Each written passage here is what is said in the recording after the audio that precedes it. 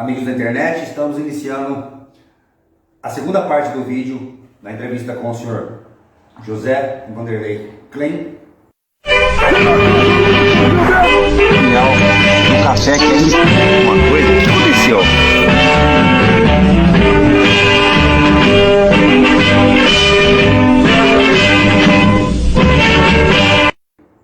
Um dos representantes do sistema de rádios do município de Porto Ferreira, talvez, creio eu, a única não, mas a principal família vinculada ao setor radiofônico em Porto Ferreira.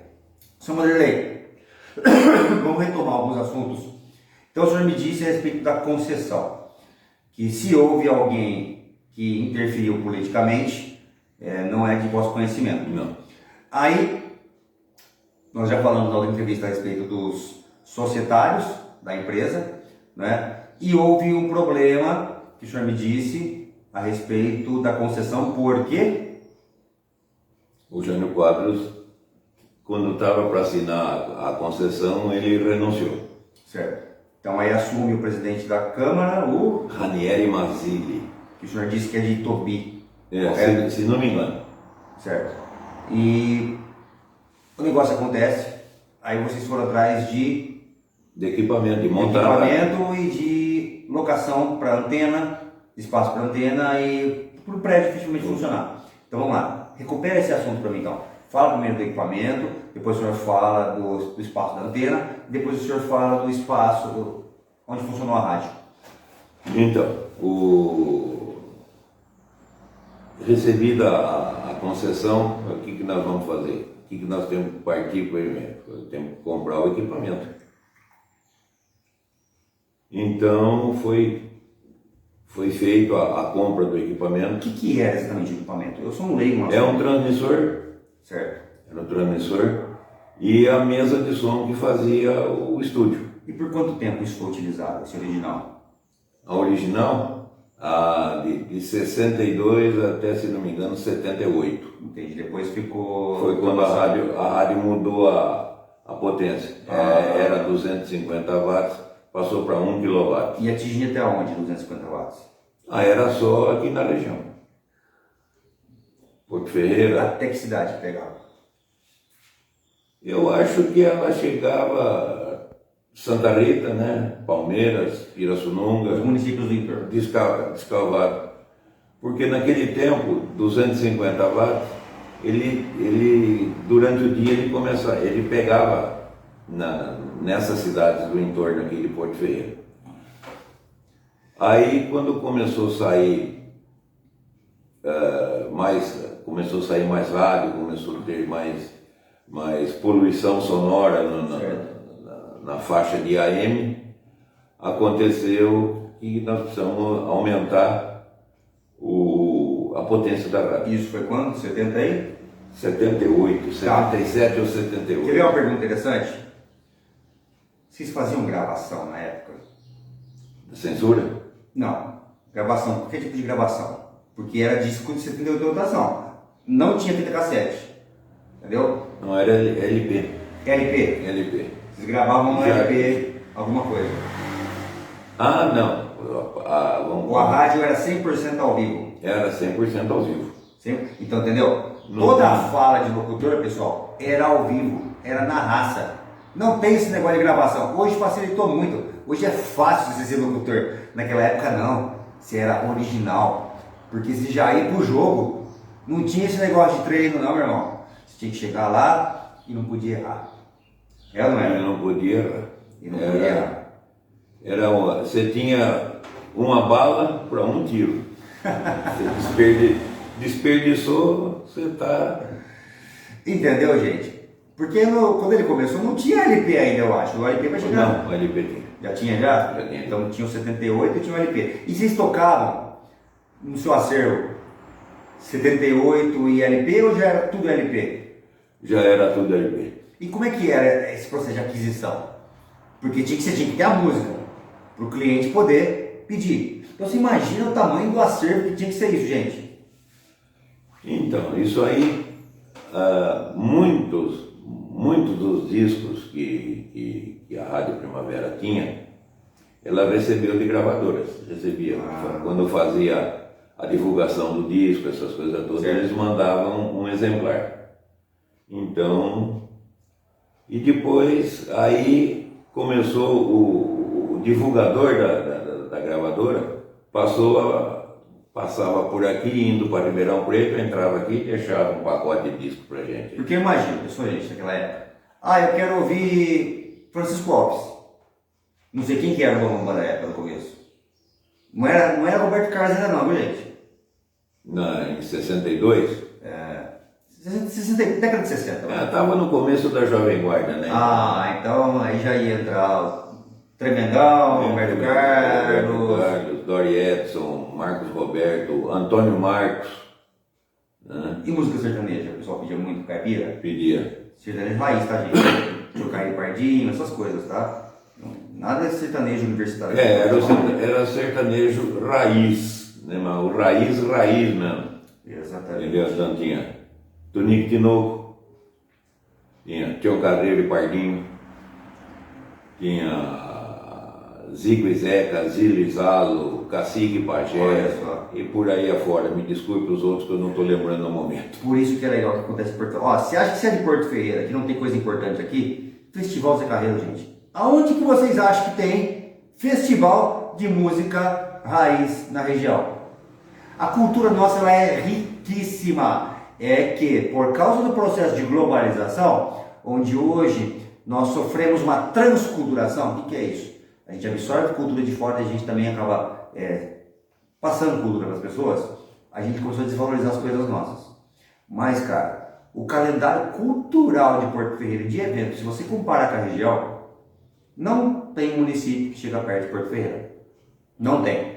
Então nós não temos o hábito, na verdade, de frequentar as atividades do poder público. Mas tem muita coisa, esse Festival Zé Carreiro é muito bacana porque acaba possibilitando uma manutenção da cultura caipira na região. A gente não estava falando de identidade, de resgate de valores, de manter aquilo que é ferreirense. Tá aí um exemplo.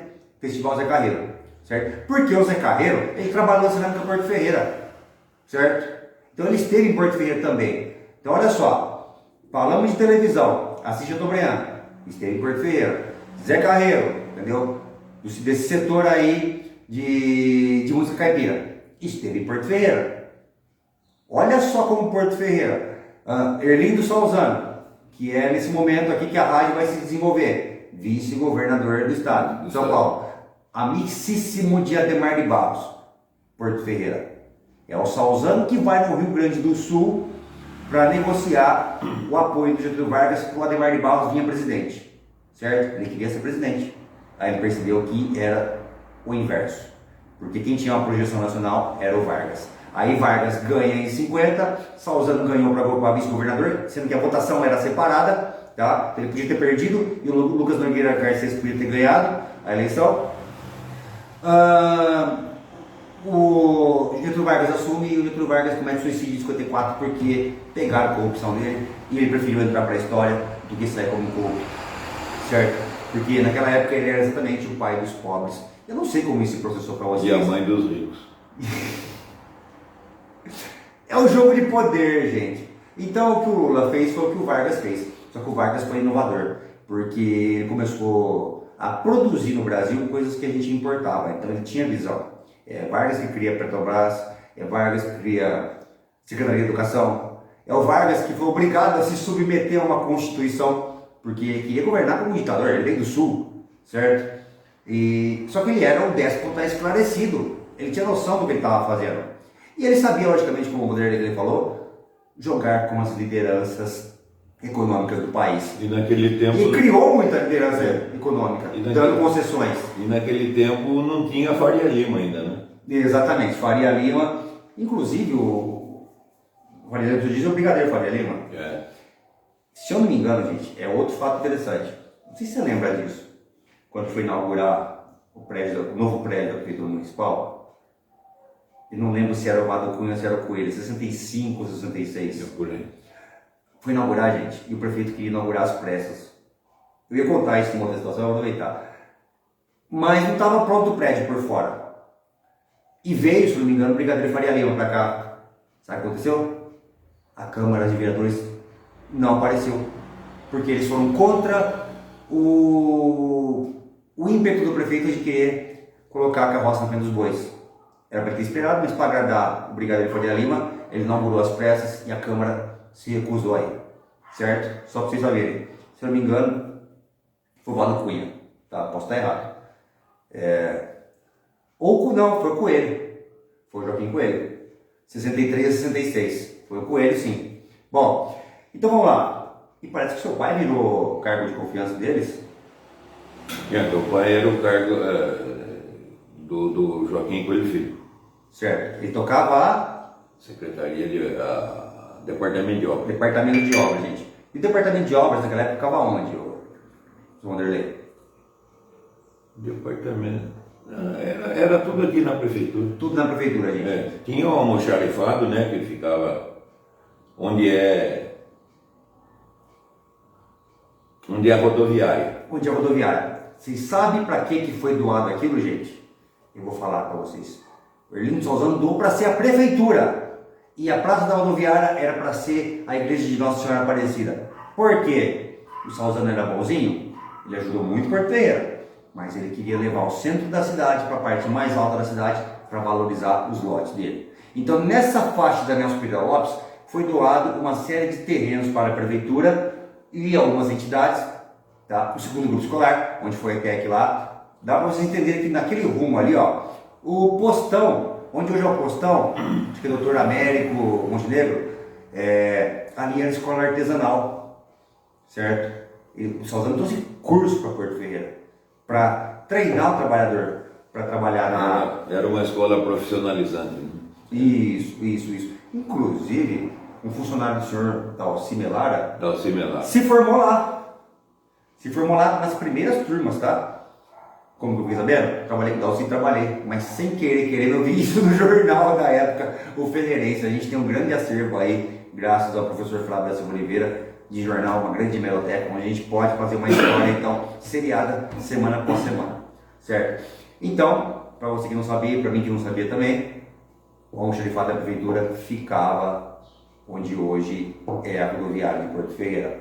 Bom, aí vamos voltar para a rádio. Então falamos do aparelho, aparelho Telefunk, né? Telefunk. Última geração, aparelho alemão.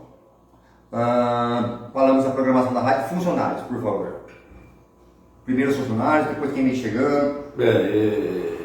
Eu não gostaria de citar nome, porque às vezes eu posso esquecer alguém. Sem problema algum, seu Wanderlei. E eu não quero cometer essa deselegância. Essa deselegância. Então, assim, pessoal, depois eu coloco na descrição, se eu lembrar, certo? Vou perguntar para mais pessoas, para não esquecer exatamente de ninguém. Perfeito. Mas a grande referência que eu tenho, que eu convivi, foi o da Alcimelara. Mas, antes de falar disso daí, tem um processo. O Wanderlei Klein, o José Wanderlei Klein Filho, né, ele foi crescendo. Então a rádio, ela começa a funcionar, o senhor tinha praticamente 11 ou 12 anos. E com certeza o senhor foi trabalhar na rádio. Fui. Certo? Como é que foi esse processo? Para não ficar na rua, meu pai falou, você vai fazer